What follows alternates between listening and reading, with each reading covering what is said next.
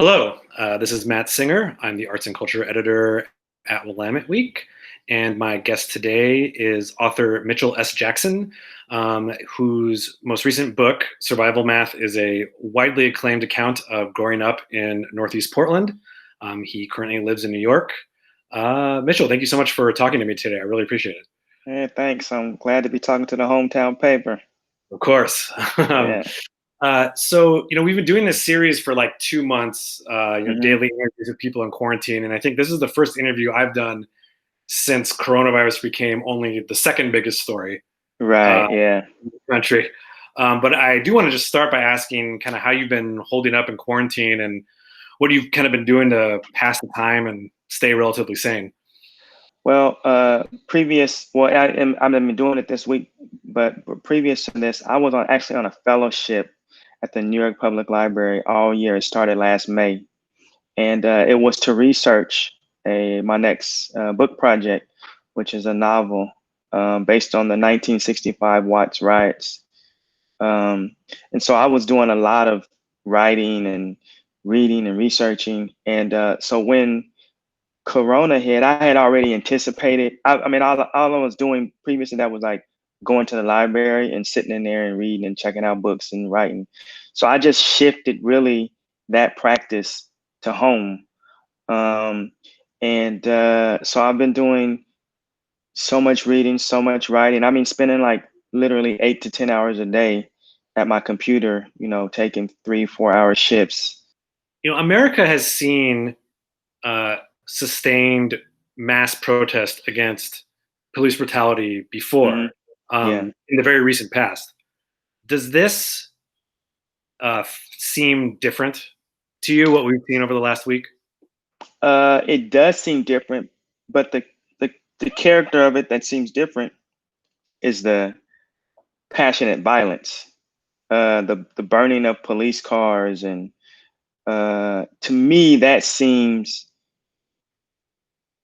for it to be so widespread seems uncharacteristic. And I had an interview today, and I was saying, I don't condone that, but also I think you need both the symbolic, like you need people laying down on the Burnside Bridge and disrupting traffic, and the symbolism of being there for 9 minutes, and then you need someone that's like actually putting the hurting on someone's economic prosperity because you need their attention. Um, I mean, who knows what'll happen? I mean, I guess if we get a national kind of police review board, that'll be great. I mean, I don't think that these protests are going to solve 400 years of economic and social inequality, but I do think, some people are paying attention that weren't paying attention before. So that's new. You obviously grew up in a Portland that was much different than it is Yeah. now. You've written about that in your book. Um, Hmm. what were your interactions with the Portland police like when you were? Oh, well, when I was like really young, like say, uh, when I hit double digits and through high school, like I didn't really have any contact with the police.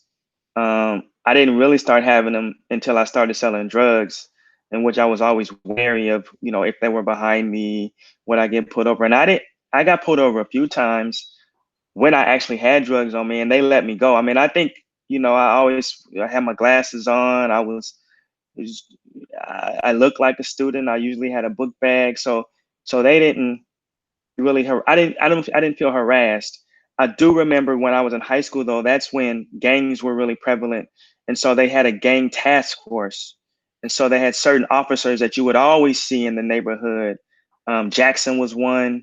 I forgot that it was a really short black dude that worked all of us. So you would know that, and he would know your name, whether or not you were in a gang. And you're like, yeah, you either know your name or say like, oh, you such and such a son. And so it felt like a really small, I guess that's really community policing, right? When the police know who's in their community and what they do. Um, and then later, uh, I'm thankful to the officers that actually arrested me because, I had a gun in the car. It was dark, like anything could have happened. And I have since established a kind of relationship with one of my arresting officers or police officers there. So it's I guess I have about as good as a relationship as you can have with them, though, I'm also aware of numerous police shootings of a lot of, the guy, Mikey Passer, that was being harassed a few months ago. Like, he was actually a good friend of mine back when I was at home. So I'm aware that, my relationship is not emblematic of the, larger kind of relationship between people of color or blacks and police. Since you're researching the Watts riots in the middle Mhm. of, what's going on, Yeah, what similarities and differences have you noticed between what's happening now and what happened then? everything is the same. They were flipping over police cars and other cars, and there was a long stretch in Watts that they burned down basically every store there, and it was like they called it Charcoal Alley. Um, Police were shooting people for like a shoebox or like, and they were shooting people in the back. Um, there it got militarized, so they called in the National Guard after the second day, and they had a really kind of stern reaction to that. The leadership around was antagonistic to Black people.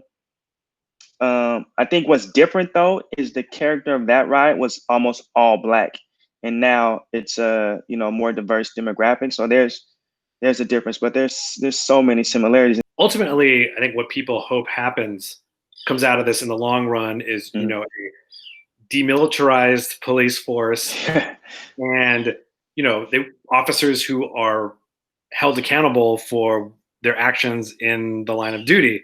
Yeah, In the near term, what do you think?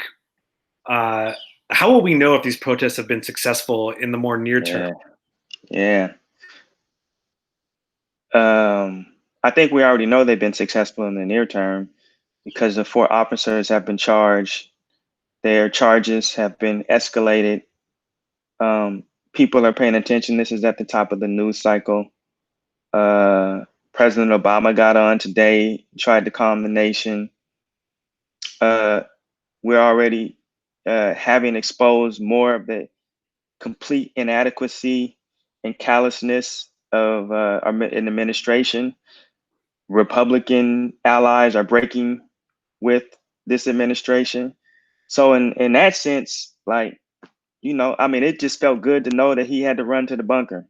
you know? yeah. So I think the short term effects are already present, and the long term effects are what you said. Like, we need to see some policies that change this. And have I was talking today to a woman, and she was talking about how this is not the same, but she compared it to the Me Too movement. And I was like, yeah. I said, but to me, the engine of the Me Too movement was not all of a sudden that men thought women were equals and they couldn't harass them. It was that they were going to be punished severely for what they did. They would lose their livelihood and their lives. And I think that's a fear, that's born of fear. And so I think that these protests are striking fear.